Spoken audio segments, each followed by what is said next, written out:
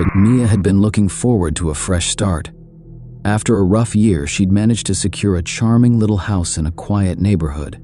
Her new home was small but cozy, with an overgrown garden she could already picture filled with flowers and a welcoming front porch. The neighborhood seemed perfect too. Clean sidewalks, tidy lawns, and houses painted in gentle pastel shades. Everything looked peaceful, almost like a picture in a magazine. Except for the house next door. Mia noticed it as soon as she arrived with her moving boxes. Every window was covered with dark, heavy curtains, blocking any glimpse inside.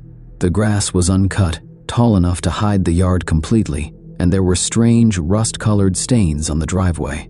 She'd wondered if the house was abandoned, but as she carried her boxes into her new home, she caught sight of an old woman peering through the curtains, watching her intently. It was unsettling, but Mia pushed the thought aside. Maybe she was just a reclusive neighbor, no big deal. Plenty of people like their privacy, right? After unpacking a few boxes and arranging her furniture, Mia decided to introduce herself to her neighbor. It seemed polite, and besides, it might be nice to know someone in the area.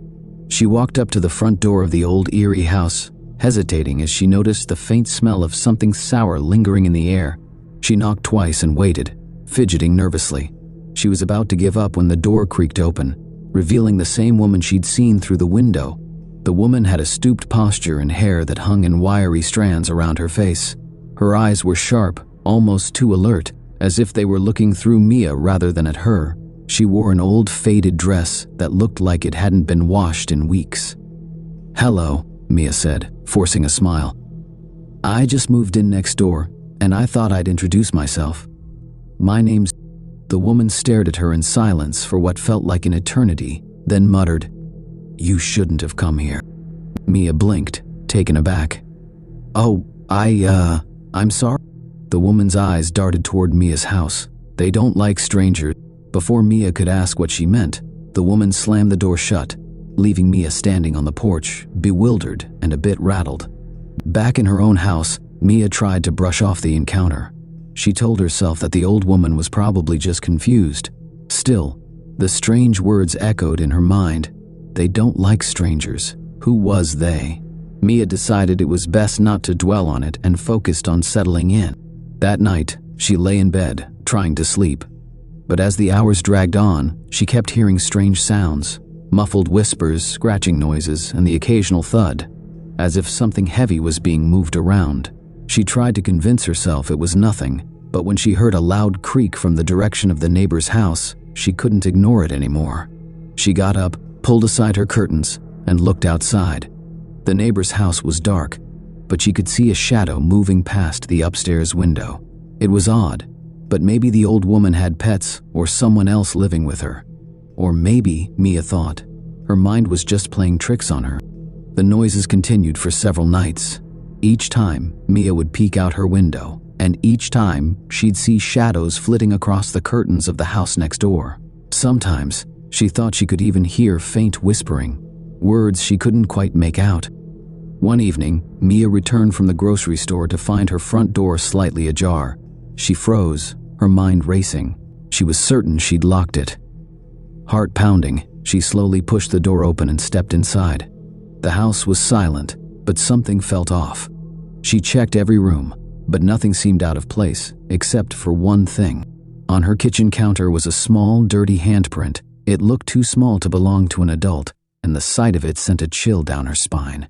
She cleaned it off, telling herself it was just some dirt that had somehow gotten on the counter.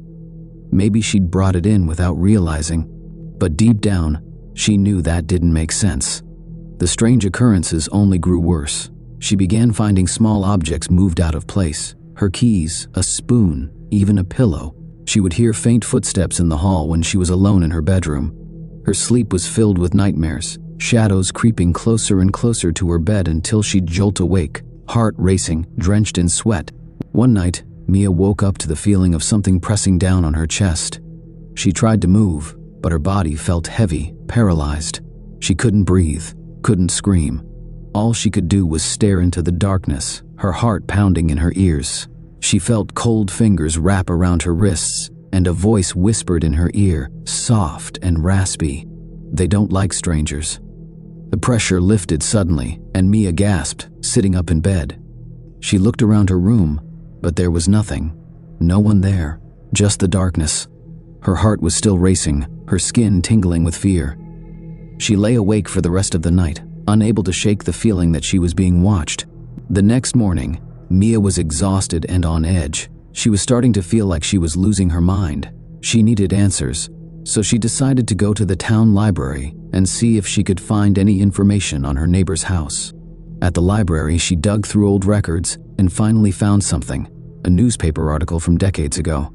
The headline read, "Family disappears under mysterious circumstances." The article detailed how a family of 4 had vanished from the house next door, leaving no trace behind. Their belongings were found exactly where they'd left them, but there was no sign of the family. Rumors swirled around town for years after the disappearance. Some claimed the house was cursed, that the family's spirits lingered there, unable to move on. Others said it was haunted by something darker, something that didn't want anyone new moving in. As Mia read, her blood ran cold.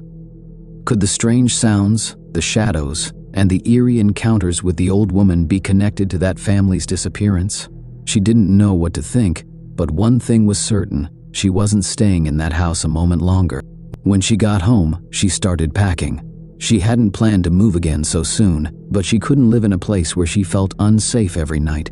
As she was packing her last box, she glanced out the window, half expecting to see the old woman watching her. But the window was empty, the curtains still drawn. Just as she was about to leave, she heard a knock at her front door. Her heart pounded as she opened it, only to find the old woman standing on her doorstep, a twisted smile on her face. "Leaving so soon?" she asked, her voice dripping with malice.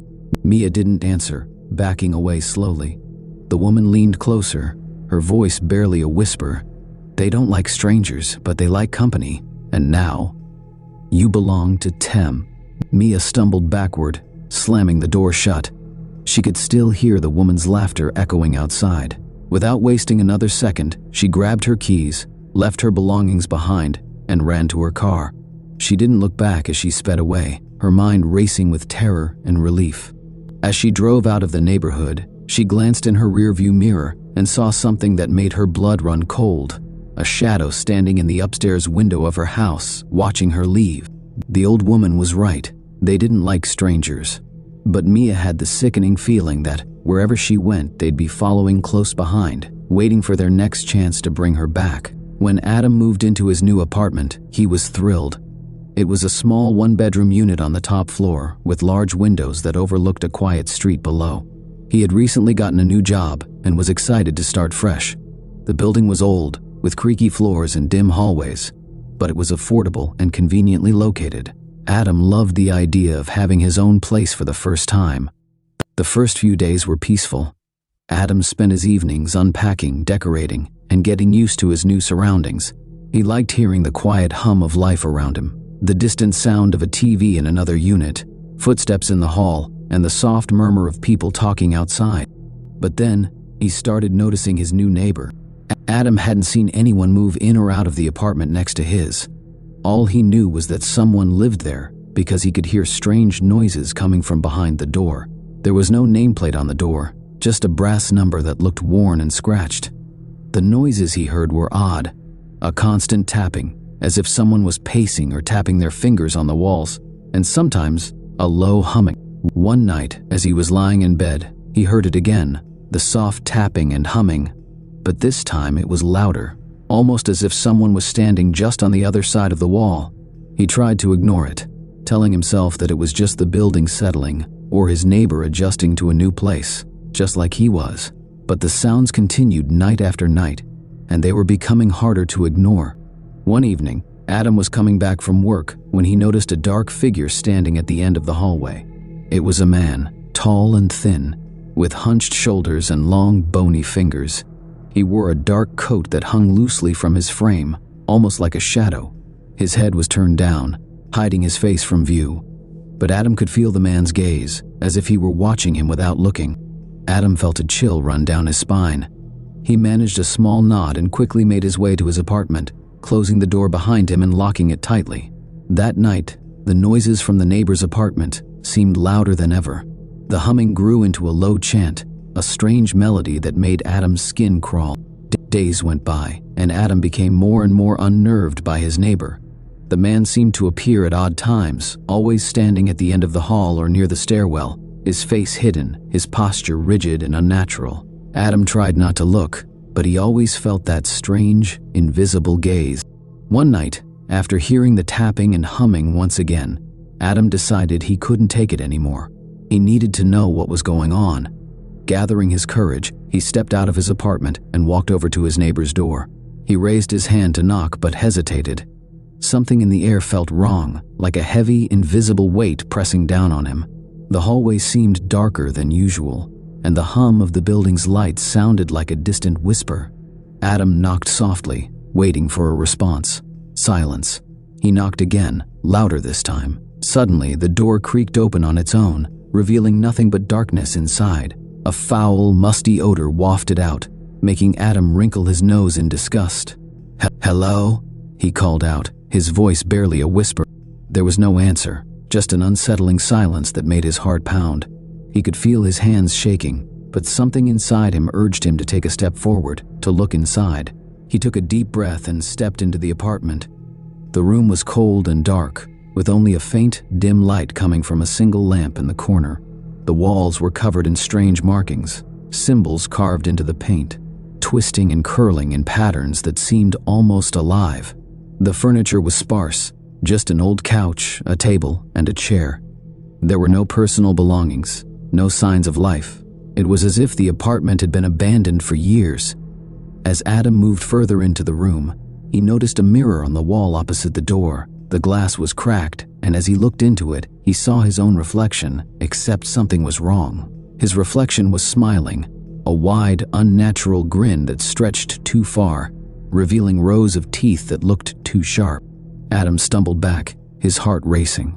He turned to leave, but just as he reached the door, he saw the dark figure standing there, blocking his way. It was his neighbor, but now his face was visible. A pale, gaunt face with hollow eyes, and that same terrible, twisted smile from the mirror. "You shouldn't have come here," the man said, his voice low and raspy. His smile grew wider, and his eyes seemed to darken, as if they were swallowing the light.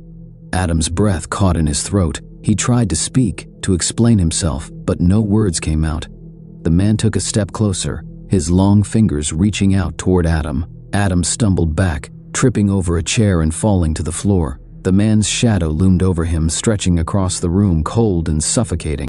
With every ounce of strength he had, Adam scrambled to his feet and ran out of the apartment, slamming the door behind him. He didn't stop running until he was safely inside his own apartment, locking the door and pressing his back against it. His heart was pounding, his skin clammy with fear. For the rest of the night, he didn't sleep. Every sound, every creak, every faint whisper sent his mind racing. He kept checking the door, half expecting his neighbor to be standing there, that terrible smile etched on his face. The next morning, Adam went to the building manager, desperate for answers.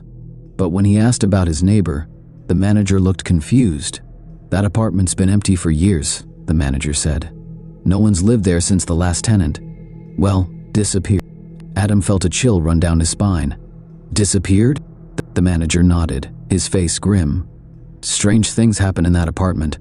No one wants to stay there for long." Adam left the manager's office feeling dazed, his mind racing with questions and fears. That night, he packed a bag and left, never returning to the apartment. But even now, he sometimes feels that same invisible gaze, watching him from the shadows, following him wherever he goes. No matter how far he runs, Adam knows one thing for certain: he'll never be able to escape his neighbor's shadow. It was late in the afternoon when Lily moved into her new house. The house was cozy and perfect for a fresh start. It was a small, quiet neighborhood, with just a few houses on the street, each one set a little way back from the road, and surrounded by large trees. Lily loved the peace and quiet, and hoped this place would be a good escape from her busy life in the city. The neighbors mostly kept to themselves. She noticed a few faces through their windows or passing by on the street, but no one had come over to introduce themselves. That was fine with her. She liked her privacy too. But as the days passed, Lily couldn't help but notice something strange about the house directly across from hers. It was an old 2-story house with dark windows and a peeling, faded front door. She rarely saw anyone go in or out. The yard was wild and overgrown, with weeds as tall as the mailbox. The lights were always off, day or night, except for a single window on the second floor where a dim light sometimes flickered late at night. It was strange, but Lily tried not to pay too much attention. One evening, she returned home late after a long day at work. She parked her car, got out, and was heading toward her front door when she noticed something in the shadows across the street. There was someone standing in the window of the dark house watching her. She could see the outline of a person, but the details were lost in the darkness. She froze, feeling a shiver run down her spine. For a moment, the figure didn't move. Then, slowly, the curtains dropped and the window went dark. Lily felt uneasy, but she brushed it off. Maybe it was just a neighbor curious about the new person on the street. She tried to forget about it as she went inside and got ready for bed, but as she lay there in the dark, she couldn't shake the feeling of being watched.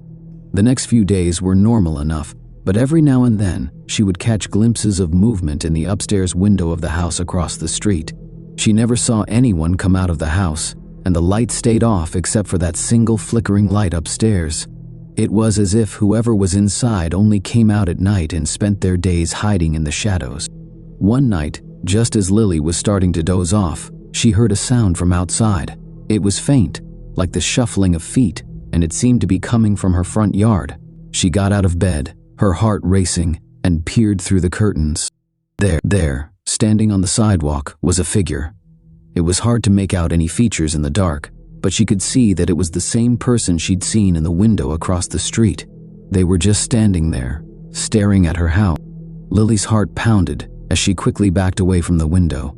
She waited a few minutes before looking again, but when she did, the figure was gone. She told herself it was nothing, just a nosy neighbor. But as she lay back in bed, her mind was racing with worry. Why would someone stand outside her house like that, in the middle of the night? The next morning, she went about her day as usual, trying to put the strange encounter out of her mind. But when she returned home that evening, she found a small note tucked under her front door. It was a piece of old yellowed paper with shaky handwriting. It read, "I see you." Lily's stomach twisted with fear. She looked around, but the street was empty. She quickly went inside and locked the door, trying to ignore the note. Maybe it was a prank, she thought, trying to calm herself down. But deep down, she couldn't shake the feeling that something was very wrong. That night, the noises outside her house started again. She heard faint whispers, too quiet to make out the words, and soft footsteps that seemed to circle around her house. She lay in bed, clutching the covers, her eyes fixed on the ceiling as she tried to block out the sounds. But they only grew louder, until finally she couldn't take it anymore. She jumped out of bed, went to the window, and threw open the curtains. But when she looked outside, the street was empty.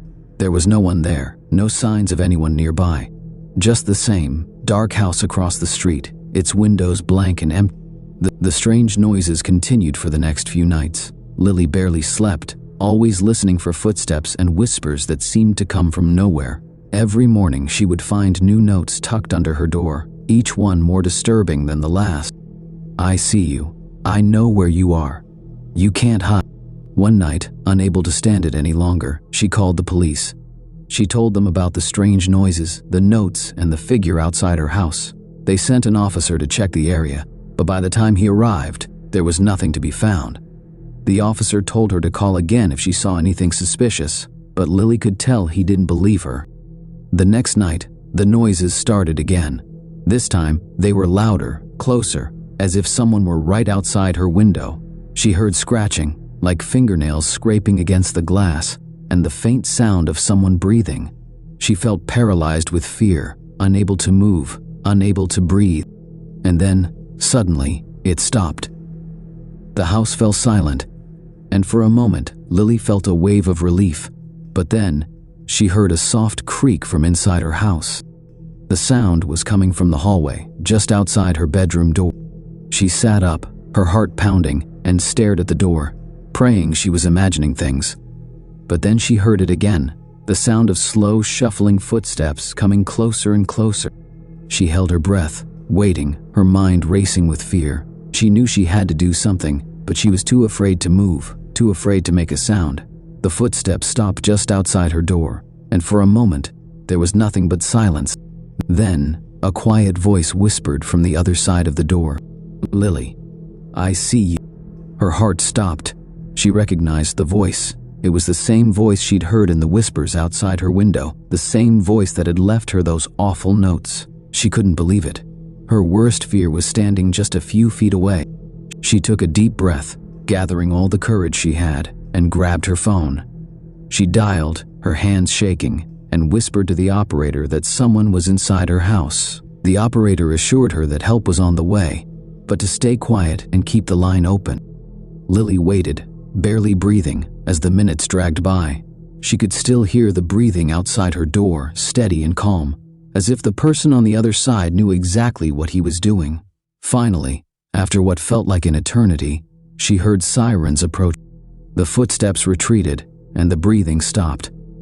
She heard the front door creak open and then slam shut. A few moments later, the police were inside, calling out her name. She opened her bedroom door, her face pale with fear, and told them everything that had happened. The police searched the house and found the back door unlocked. There were muddy footprints leading from the backyard to the front door, but they didn't find anyone inside. They told her to stay somewhere else for the night and promised to keep a close eye on her house. Lily stayed with a friend for a few days, too afraid to go back to her own home. But eventually she knew she couldn't avoid it forever. She returned to the house, hoping the nightmare was over, hoping she could finally feel safe. But at the door, she found a final note lying on her kitchen table. It read, "I see you." Lily's blood ran cold. She realized then that no matter where she went, no matter how hard she tried to hide, her neighbor was always watching, always waiting in the shadows, and she would never be alone again.